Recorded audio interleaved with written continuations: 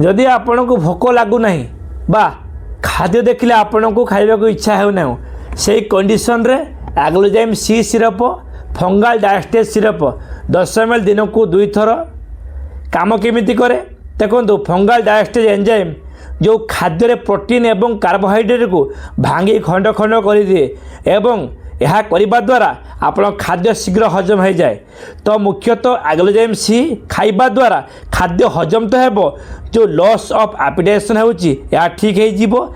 यह सहित जो गैस्ट्रिक समस्या पेटर जो गैस होची झाड़ा आपनकर संपूर्ण भाव क्लियर हो नहीं, भोक लागु नहीं, खाद्य हजम हो नहीं एवं आपनकर पैनक्रियाटिक इनसफिशिएंसी होची यह आपनकर ठीक है जीवो। सांगरे किछि गैस मेडिसिन एवं सुक्रालोफेट लिक्विड खाइबा द्वारा जो भोक लागु नहीं, बारंबार आपनको ओका देखौची, आपनकर लॉस ऑफ एपिटाइजेशन यह ठीक है जीवो। किछि भलो वीडियो पई लाइक कमेंट